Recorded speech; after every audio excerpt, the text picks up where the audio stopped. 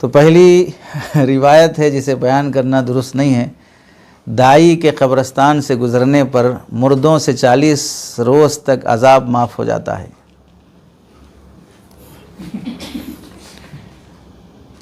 آپ علیہ السلام کی طرف منسوب کر کے کہتے ہیں کہ آپ نے فرمایا دائی اگر قبرستان سے گزرے تو اس قبرستان سے 40 دن تک مردوں سے عذاب دور کر دیا جاتا ہے۔ اب ہم سمجھنا چاہیے کہ بھئی جو دائی اپنے آپ کو سمجھتے ہیں، وہ دعوت میں جانے والے ساتھی خود یہ بولتے ہیں بھئی کہ ہم پہلی بار نکلے ہیں، آنے والے سب جاہل ہوتے ہیں، شرابی ہوتے ہیں، وہ دین نہیں جانتے، سیکھنے کے لیے آتے ہیں۔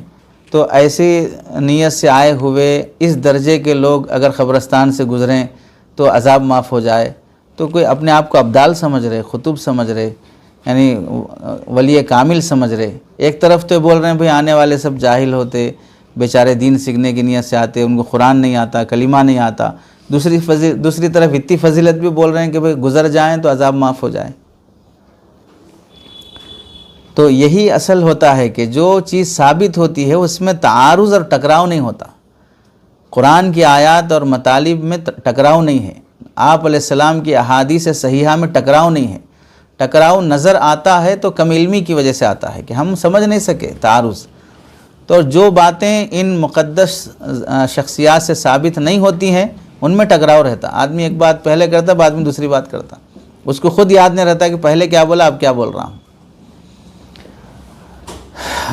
تو یہ حدیث ایسی ہے کہ کسی کتاب میں موجود ہی نہیں ہے۔ معتبر علماء نے اپنی کتابوں میں جہاں نقل کیا تو اسے من گھڑت ہی کہا ہے، تو اس واسطے اسے بیان نہیں کرنا چاہیے۔ کن کن حضرات نے اسے من گھڑت کہا ہے؟ مولانا مفتی طارق امیر خان صاحب غیر معتبر روایت کا فنی جائزہ جلد نمبر 2 صفحہ نمبر 422۔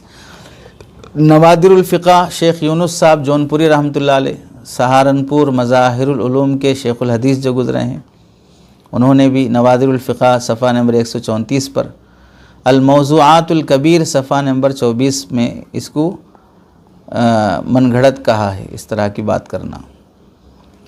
اور دوسری روایت یہ بیان کی جاتی ہے کہ آپ صلی اللہ علیہ وسلم نے فرمایا کہ تمام انبیاء اکرام علیہم السلام نے اس امت میں پیدا ہونے کی دعا کی تھی، لیکن حضرت عیسیٰ علیہ السلام کی دعا قبول ہوئی، لہٰذا وہ قیامت کے قریب امتی بن کر آئیں گے۔ یہ بات بھی آپ علیہ السلام سے ثابت نہیں ہے۔ اپنی فضیلت ثابت کرنے کے لیے انبیاء کی فضیلت کو گھٹانا درست نہیں ہے۔ اس سے پہلے تفصیل سے آگئی بات کہ کوئی نبی اس امت میں پیدا ہونے کی دعا نہیں مانگے ہیں، اس واسطے کہ پیدا ہوں گے تو امتی بن کر ہی پیدا ہوں گے، چونکہ اس امت کا نبی متعین ہے، تو نبی کو تو ہٹا کے خود نبی تو نہیں بن سکتے، تو آئیں گے تو امتی ہی بن کر آئیں گے، اور امتی کسی بھی صورت میں نبی سے افضل نہیں ہو سکتا ہے۔ اس امت کا سب سے افضل انسان صدیق اکبر، کیا وہ کسی نبی کے درجے کو پہنچ سکتے ہیں؟ بالکل نہیں پہنچ سکتے۔ کیا ہم میں سے کسی کو اجازت ہے کہ صدیق اکبر کو ہم نبی مانیں یا نبی کا درجہ دیں؟ بالکل نہیں ہے۔ تو کیسے وہ افضل مفضول بننا کیسے چاہے گا؟ یعنی جو نبی افضل ہے، امتی مفضول ہے، تو افضل مفضول بننا کیسے چاہے گا؟ تو یہ حدیث کی کسی بھی کتاب میں موجود نہیں ہے، معتبر علماء نے اسے من گھڑت قرار دیا ہے۔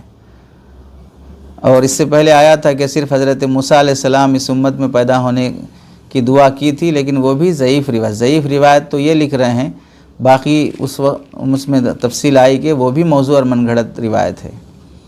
اس کو موضوع قرار دینے والے کون ہیں؟ موضوع احادیث سے بچیے، یہ عقل قوا کے جو شیخ الحدیث ہیں ان کی کتاب ہے عمدۃ الاقاویل، اس میں لکھے ہیں۔ اور ایسے ہی عمدۃ القاری شرح بخاری، نوادر الفقہ میں شیخ یونس صاحب، دلائل النبوہ، دارالفتاء دارالعلوم دیوبند، ان سب حضرات نے اس کو موضوع قرار دیا ہے۔ اور ایک تیسری مشہور اور غیر معتبر من گھڑت روایت ہے کہ آپ علیہ السلام کی طرف منسوب کر کے کہتے ہیں یا ایسے ہی کہتے ہیں کہ جس شخص کو اللہ تعالیٰ 10 مرتبہ محبت کی نگاہ سے دیکھتے ہیں اسے اپنے گھر آنے کی توفیق دیتے ہیں، اور جسے 40 مرتبہ محبت کی نگاہ سے دیکھتے ہیں اسے حج کرنے کی توفیق عطا فرماتے ہیں، اور جسے 70 مرتبہ محبت کی نگاہ سے دیکھتے ہیں اسے اپنے راستے کے لیے قبول فرماتے ہیں۔ ارے سمجھے؟ تو یہ راستہ ایسا ہے کہ مسجد نماز پڑھنے کے لیے آنے سے بھی افضل ہے، حج کعبۃ اللہ کے جانے سے بھی افضل ہے، اور سے روزہ نکل جانا، گشت میں چلے جانا، یہ اس سے بھی گویا کہ افضل ہے۔ یعنی اس میں یہ مطلب نہیں ہے کہ بھئی ہم نعوذ باللہ تبلیغ کے خلاف ہیں اور نعوذ باللہ تبلیغ میں جانے سے کسی کو روکتے ہیں۔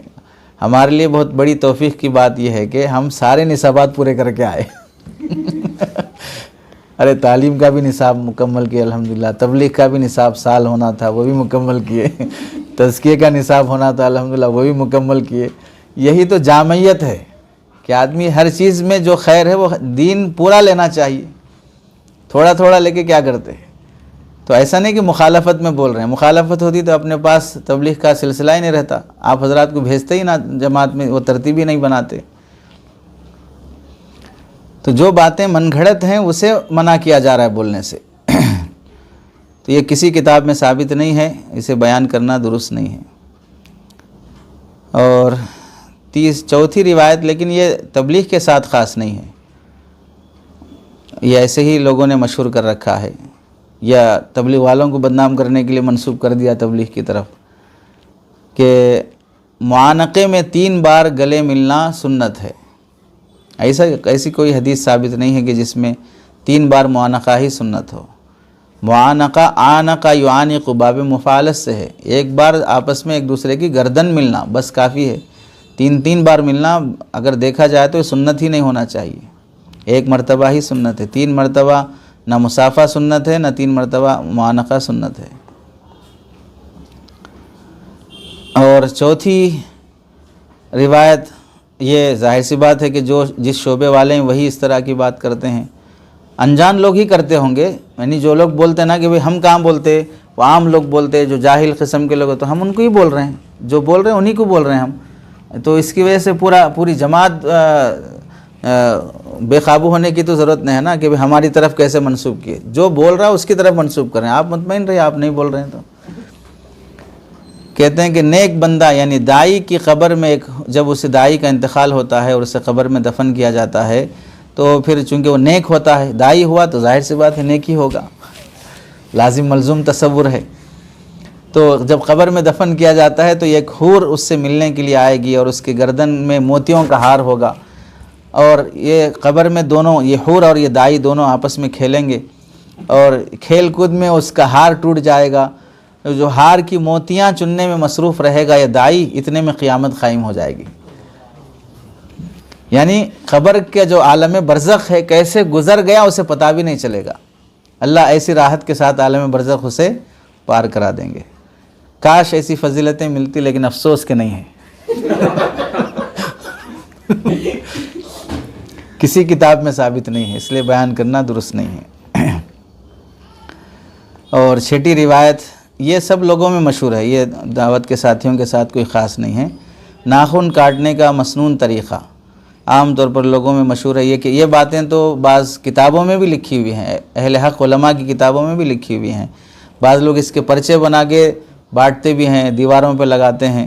علامہ شامی رحمۃ اللہ علیہ نے بھی کافی تفصیل سے بحث، اسی لیے افتاء ڈھنگ سے جو کرتے ہیں، آن لائن مفتی نہیں، آن لائن مفتی کا تو شاید اعتبار کرنا بھی مشکل ہے، محنت سے جو مفتی بنتے ہیں انہیں اگر فقہ و فتاویٰ کی کتابیں بھی صحیح پڑھ لیں تو اس میں ساری باتیں فقہاء نے امت پر احسان کیا ہے۔ علامہ شامی رحمۃ اللہ علیہ نے بھی کافی تفصیلی گفتگو کی ہے۔ تو عام طور پر مشہور ہے کہ پہلے دائیں ہاتھ کی شہادت کی انگلی کے ناخن کاٹا جائے، یہاں سے ابتدا کریں، پھر اس کے بعد درمیانی، اس کے بعد اسی طرح آخر تک یہاں تک آئیں، پھر اس کے بعد بائیں ہاتھ کی چھوٹی انگلی سے شروع کریں، یہاں سے ہوتے ہوئے آ کے پھر اس انگوٹھے پہ آ کے پھر دائیں ہاتھ کا انگوٹھا، یہ ناخن کاٹنے کا طریقہ ہے۔ کسی حدیث کی کتاب میں موجود نہیں ہے، اور کسی حدیث سے اس طرح کا طریقہ ثابت نہیں ہے، آپ علیہ السلام کی طرف منسوب کر کے اسے سنت قرار دینا یہ غلط بات ہے۔ ظاہر سی بات ہے کہ بھئی اتنی چھوٹی چھوٹی باتوں میں اسلام انسان کو تنگ نہیں کرتا ہے کہ یہاں سے کاٹو تو وہاں سے کاٹو تو یہاں سے سنت، ایسا کوئی ناخن کاٹنا سنت ہے، بس کیسے بھی کاٹو۔ 7ویں بات ہے کھانے کے شروع اور آخر میں نمک کھانا، آپ علیہ السلام کی طرف منسوب کر کے کہ جب کھانا کھاؤ تو نمک سے شروع کرو اور نمک پر ختم کرو، اس لیے کہ نمک میں 70 بیماریوں سے شفا ہے۔ بی پی آ گئی تو پھر کیا ہوگا، وہ بھی تو خود ایک بیماری ہے، حدیث کی کسی کتاب میں موجود نہیں ہے۔ جن علماء نے بھی باتیں نقل کی ہے انہوں نے سب اس کو من گھڑت قرار دیا ہے۔ حوالے کے طور پر دارالفتہ دارالعلوم دیوبند سے بھی یہ سوال ہوا، غیر معتبر روایت کا فنی جائزہ اس کتاب میں بھی۔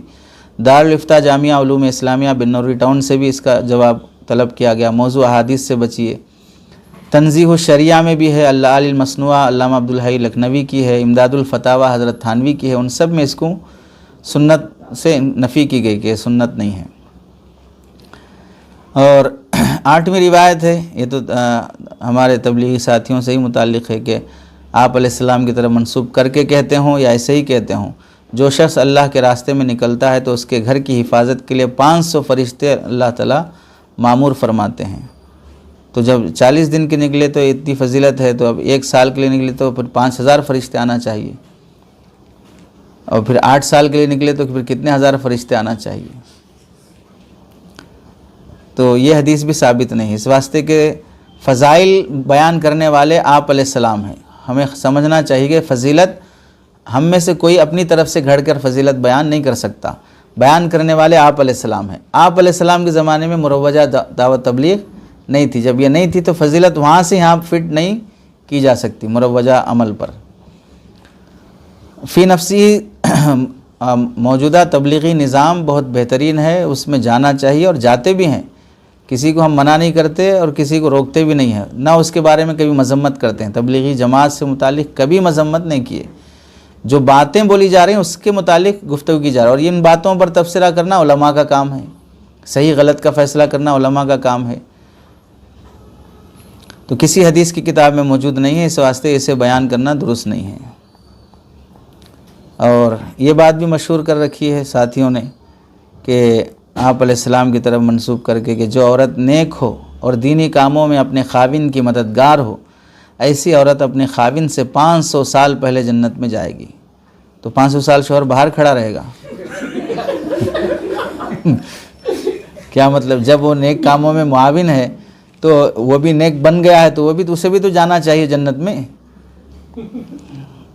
کتنا مشہور کر رہا ہے عورتوں کو خوش کرنے کے لیے، بس ختم۔ اسی لیے ہم نے لقب دیا تھا خطیب النساء، خطیب المستورات والبنات۔ کسی کتاب میں ثابت نہیں ہے۔ جب ہم بات سے متعلق بات کرتے ہیں تو بات ہی ہونا چاہیے، ذات مراد نہیں ہونا چاہیے۔ کسی کی ذات منسوب نہیں ہے، ادھر بات منسوب ہے کہ بات من گھڑت ہے۔ جب بات سے متعلق گفتگو تو کسی کی ذات پیش نظر ہی نہیں رہتی کہ ہم کس کو بول رہے ہیں، کسی کو نہیں بول رہے ہیں، ہم اس بات سے متعلق گفتگو کریں گے، بات ثابت نہیں ہے، بس ختم۔ بریلوی بھائیوں کے یہاں مشہور ہے ایک روایت، ہم نے بچپن میں پڑھی تھی، شروع میں ابتدائی تعلیم بریلویوں کے صدقے سے ہوئی تھی تو وہاں کی کمزوریاں بھی جانتے ہیں۔ تو مرحبا بالقائلین عدلا و مرحبا بالصلاۃ اہلا و سہلا، اذان سننے پر جو بندہ یہ پڑھتا ہے تو اللہ تعالیٰ اس کے لیے 20 لاکھ نیکیاں، 20 لاکھ گناہ معاف کرتے ہیں اور 20 لاکھ درجے اس کے بلند کرتے ہیں۔ تو جب اتنا ثواب مل گیا تو نماز کو آئے گا پھر وہ یہ دعا سیکھ لے گا، بس ختم، بیٹھے بیٹھے پڑھتے رہے گا جب بھی اذان ہو۔ من گھڑت بات ہے، کسی حدیث میں ثابت نہیں ہے، جن علماء محققین نے اسے موضوع قرار دیا ہے۔ 11ویں مشہور اور من گھڑت روایت ہے، اس پر بھی غالباً آئے گی گفتگو، کہ آپ علیہ السلام کی طرف منسوب کر کے یہ ایسے ہی کہتے ہیں کہ اللہ تعالیٰ اپنے بندوں سے 70 ماؤں سے زیادہ محبت کرنے والے ہیں۔ 70 کی قید کے ساتھ کسی حدیث میں ثابت نہیں۔ اللہ تعالیٰ بہت محبت کرتے ہیں اپنے بندوں سے، 70 کا لفظ تو ایسے ہی مبالغے اور کثرت کو بتانے کے لیے کیا جاتا ہے، باقی اس طرح کی بات کسی حدیث سے ثابت نہیں ہے۔ ہاں بے حد محبت فرماتے ہیں، اس کے واقعات بھی ہیں۔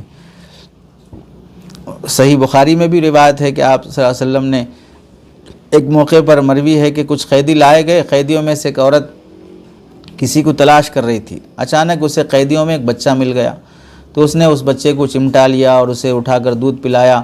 تو آپ صلی اللہ علیہ وسلم نے صحابہ سے پوچھا کہ تمہارا کیا خیال ہے کہ عورت اپنے بچے کو آگ میں پھینک دے گی؟ تو صحابہ نے عرض کیا خدا کی قسم جہاں تک ہو سکا یہ اسے نہیں پھینک سکتی۔ تو آپ علیہ السلام نے فرمایا جس طرح یہ عورت اپنے بچے پر مہربان ہے، اللہ تعالیٰ اس سے زیادہ اپنے بندوں پر مہربان ہے، بخاری کی روایت ہے۔ تو ماں جتنا اپنے بچے کو چاہ سکتی ہے، اللہ بندے کو اس سے زیادہ چاہتے ہیں۔ تو کثرت تو ہے لیکن تعداد کے ساتھ نہیں کہ 70 ماؤں کے برابر چاہتے، 80 ماؤں کے برابر نہیں چاہتے، 100 ماؤں کے برابر نہیں چاہتے، ایسا مراد نہیں ہے۔ اگر کسی کو یہ عدد کا معین نہ ہونا ملحوظ رہتا ہے تو پھر ٹھیک ہے، بولنے کی گنجائش ہو سکتی، کثرت بتانا مقصود ہے۔ اور یہ روایت بھی مشہور ہے ساتھیوں کے درمیان کہ ایک آپ علیہ السلام کی طرف منسوب کر کے فرماتے ہیں، جب بھی گشت یا فکر والی بات ہوتی ہے کہ اللہ کے نبی نے حضرت علی رضی اللہ تعالیٰ عنہ سے فرمایا کہ اے علی، اگر ایک شخص کو بھی اللہ تیرے ذریعے سے ہدایت دے دے تو تیری نجات کے لیے کافی ہے۔ غلط بات ہے، نجات کے لیے آدمی خود عمل کرنا پڑے گا، دوسرا ہدایت پہ آ گیا اور خود آوارہ رہے تو کیسے نجات مل جائے گی؟ ہاں یہ بات ہے کہ حضرت اللہ کے نبی علیہ السلام نے فرمایا کہ اگر کسی شخص کو تمہارے ذریعے سے ہدایت مل جائے تو تمہارے لیے سرخ اونٹوں سے افضل ہے۔ یہ حدیث تو ثابت ہے، بخاری سے ثابت ہے۔ اور بعض روایت میں یہ بھی ہے کہ سورج کی روشنی جن جن چیزوں پہ پڑتی ہے ان سب میں افضل چیز کسی کا تمہارے ذریعے سے ہدایت پر آ جانا ہے، یہ بھی ثابت ہے۔ لیکن نجات کے لیے کافی ہے ایسا نہیں ہوگا، نجات کے لیے کافی تو خود کا عمل ہے۔ اور 13ویں روایت ہے کہ جو کہی جاتی ہے کہ آپ علیہ السلام کی طرف منسوب کر کے یا ایسے ہی کہ دین کی محنت کے بعد، دین کی محنت سے مراد تو ظاہر سی بات ہے وہی رہتا ہے، دعوت و تبلیغ اور گشت بالخصوص۔ تو گشت کرنے کے بعد جو نماز پڑھی جاتی ہے اس نماز کا ثواب 7 لاکھ نمازوں کے برابر ملتا ہے۔ تو اس کو علماء نے من گھڑت قرار دیا، دارالعلوم دیوبند کا اور دارالعلوم وقف کا ان حضرات نے بھی جب پوچھا گیا تو اس کو من گھڑت قرار دیا ہے، ثابت نہیں ہے۔ اور ایک بات تو بڑی مشہور ہے کہ آپ علیہ السلام کی طرف منسوب کر کے کہ اللہ کے راستے میں نکلنے والوں کی دعائیں ایسی قبول ہوتی ہیں جیسے کہ بنی اسرائیل کے انبیاء کی دعائیں قبول ہوتی تھیں۔ تو یہ بھی کسی حدیث سے ثابت نہیں ہے، بیان کرنا درست نہیں ہے۔ حدیث جو آئی ہے وہ اس سلسلے میں آئی ہے کہ اللہ کے راستے میں جہاد کرنے والا اور حج عمرہ کرنے والا یہ لوگ اللہ کے وفد ہیں۔ الحاج والمعتمر وفد اللہ، اللہ کا وفد ہیں۔ جب یہ اللہ کو پکارتے ہیں تو اللہ ان کی سنتے ہیں، اور جب مانگتے ہیں تو ان کی عطا کرتے ہیں۔ تو ان کے بارے میں ہے، اس متعلق نہیں ہے۔ اور 15ویں روایت ہے، یہ بھی بہت مشہور ہے، بولتے ہیں آپ لوگوں نے ہو سکتا ہے کہ بولا ہو، شاید کوئی کم بچا ہو جو بولا نہ ہو، جس کے دل میں رائی کے دانے کے برابر ایمان ہوگا اللہ تعالیٰ اس کی اس دنیا سے 10 گنا بڑی جنت دیں گے۔ ارے سمجھے، بے شرموں کو شرم تو نہیں آتی ہے۔ یہ روایت ان الفاظ کے ساتھ کسی کتاب میں موجود نہیں ہے، بطور حدیث کے آپ علیہ السلام کی طرف منسوب کر کے بیان کرنا درست نہیں ہے۔ ثابت کس طرح سے ہے؟ بخاری اور مسلم میں 2 الگ الگ حدیثیں ہیں اور مضمون دونوں کا الگ الگ ہے، وہ بیان کر سکتے۔ کیا ہے پہلی حدیث؟ کہ جس کے دل میں رائی کے دانے کے برابر بھی ایمان ہوگا، آپ صلی اللہ علیہ وسلم کی شفاعت کی وجہ سے اللہ تعالیٰ اس کو قیامت کے دن جنت میں داخل فرمائیں گے۔ تو یہاں 10 گنا کی بات نہیں ہے، رائی دانے برابر ایمان ہے تو نبی کی شفاعت کی بدولت جنت میں داخلہ ہوگا۔ بخاری شریف کی روایت ہے، حدیث نمبر 6571۔ مسلم شریف میں بھی دوسری روایت ہے، اس میں یہ ہے کہ جو شخص سب سے آخر میں جنت میں داخل ہوگا، وہاں رائی دانے کے برابر کی بات نہیں ہے، جو شخص سب سے آخر میں جنت میں داخل ہوگا اللہ تعالیٰ اس کو اس دنیا سے 10 گنا بڑی جنت دیں گے۔ تو 10 گنا بڑی جنت کی جو بات ہے وہ سب سے آخر میں جنت میں جانے والے کے لیے ہے، اور جس کے دل میں رائی کے دانے کے برابر کی بات ہے اس کے لیے مطلق جنت کی بات ہے۔ ارے سمجھے؟ تو اس کا مطلب یہ ہوا کہ جس حدیث میں 10 گنا بڑی جنت کا ذکر ہے وہاں پر رائی دانے کے برابر کا ذکر نہیں ہے، اور جس میں رائی کے دانے کا ذکر ہے وہاں پر 10 گنا بڑی جنت کا ذکر نہیں ہے۔ تو دونوں حدیثوں کو گویا کہ ملا دیا گیا، اور اس طرح ملا کر بھی حدیث ثابت نہیں ہوتی۔ تبھی تو النکاح من سنتی الگ پڑھتے، پھر وقال بول کر پھر الگ سے بولتے کہ فمن رغب عن سنتی، وہ الگ حدیث ہے، یہ الگ حدیث ہے، دونوں ایک ساتھ نہیں ہے، حدیث سے ثابت نہیں ہے۔ چلیے 16ویں روایت ہے کہ کھانے کے شروع یا کھانے کے بعد میٹھا کھانا سنت ہے۔ نہ کھانے کے شروع میں سنت ہے نہ کھانے کے بعد سنت ہے، مل گیا تو سنت کھا لو، نہیں ملا تو خاموش اڑ جاؤ۔ سنت کے نام پر بھیک مت مانگو، کسی حدیث سے ثابت نہیں ہے۔ ارے سمجھے، آپ صلی اللہ علیہ وسلم زندگی میں صرف ایک موقع پر کھانے کے بعد میٹھی چیز آپ سے کھانا ثابت ہے، زندگی میں صرف ایک بار، اور وہ میٹھی چیز بھی کھجور ہے بس۔ اس زمانے میں کھجور کو میٹھا کون مانتا ہے؟ کھانے کے بعد ایک کھجور لا کے دیں تو بھی بنص حدیث وہ میٹھا ہے کہ آپ نے کھجور تناول فرمایا تھا۔ تو اس کی وجہ سے ہمیشہ کی ایسی سنت نہیں بن سکتی کہ کھانے کے بعد کھانا سنت بن جائے۔ اور یہ بھی مشہور ہے، آج کل تو عورتیں بھی ویڈیو بنانے لگی ہیں برقع پہن کر، مدرسے کی بچیاں ویڈیو بنا رہی ہیں، معلمات ان کو سکھا رہی ہیں۔ تو ایک ویڈیو میں آ رہا ہے کہ ایک برقع پہنی ہوئی لڑکی کو لا رہے ہیں، اس سے موز چھل کر کھانے کا طریقہ دکھا رہی ہے، اس پر رانگ ڈال رہے ہیں۔ پھر دوسری بچی آ رہی، وہ الگ طریقے سے دکھا رہی، وہ رانگ ڈال رہی۔ تیسری بچی آ رہی، موز کا چھلکا الٹے طرف سے کھول کے، جدھر سے اس کا یہ لگا رہتا نا، جہاں سے جو خوشے کو لگا ہوا حصہ جدھر سے آتا ہے ادھر سے نہیں چھلنا ہے، اس کے نچلے والی طرف سے چھلنا ہے۔ اور چھلنے کے بعد پھر اس میں 3 حصے رہتے ہیں موز میں، تو اس میں انگلی ڈال کے اس کی 3 شاخوں کو الگ کرنا ہے، پھر ایک ایک شاخ توڑ کے کھانا ہے۔ یہ موز کھلا رہے کہ سونا کھلا رہے ہو؟ کیا کھلا رہے ہو؟ پہلے تو آپ صلی اللہ علیہ وسلم کے زمانے میں موز ہونا ثابت کرو، آپ کا کھانا ثابت کرو، پھر طریقہ ثابت کرو۔ یہ تماشے ہیں جو دین میں گھڑ لیے گئے ہیں۔ تو آپ صلی اللہ علیہ وسلم نے فرمایا کہ کیلے کو اس کی جڑ کی طرف سے چھلا جائے، اس طرف سے نہ چھلا جائے جہاں پہلے ہی سے کچھ حصہ چھلا ہوا نظر آتا ہے۔ یہ بھی کسی حدیث سے ثابت نہیں ہے۔ 18ویں موضوع بات یہ ہے کہ یہ بھی مشہور ہے، اس پر ابھی اس سے پہلے بھی کچھ دن پہلے لکھا گیا تھا، بے نمازی کے بارے میں کہ بے نمازی کی نحوست 40 گھروں تک جاتی ہے۔ 40 گھر دائیں جانب، 40 گھر بائیں جانب، 40 گھر آگے کی جانب، 40 گھر پیچھے کی جانب۔ تو اب ہندوستان میں کوئی گھر منحوس نہیں بچے گا پھر، اس واسطے کہ اب جتنا بھی نماز پڑھ لو تو بازو والے کی نحوست تو آئی نا، 4 طرف والے بھی منحوس ہیں، ان کی نحوست تو پہنچے گی آپ کو۔ آپ بتا سکتے ہیں کہ بھئی ہر گھر مسلمان کا ایسا جس میں نمازی ہو، یا یہاں سے 40 گھر تک کوئی ایسا نہیں ملے گا جو نمازی نہ ہو، سب نمازی ہیں۔ بیچ میں کوئی ایک بھی بے نمازی ہو گیا تو آپ 40 گھروں میں سے آگے آپ کا گھر۔ تو آپ کے اطراف رہنے والے اگر 10-20 گھر کے لوگ بے نمازی ہیں تو پھر تو آپ نحوست میں ڈوبے ہوئے ہیں۔ اور یہ نص قرآن کے بھی خلاف ہے، وَلَا تَزِرُ وَازِرَةٌ وِزْرَ أُخْرَىٰ، ایک کا بوجھ دوسرے پہ کیوں ڈالتے ہو؟ اس کی نحوست یہاں تک پہنچے گی۔ تو کسی کتاب میں ثابت نہیں ہے۔ اور یہ روایت بھی شاید سونے کے فضائل میں بیان کرتے ہوں گے۔ نبی اکرم صلی اللہ علیہ وسلم نے حضرت علی رضی اللہ تعالیٰ عنہ سے فرمایا کہ سوتے وقت 5 کام کر کے سویا کرو۔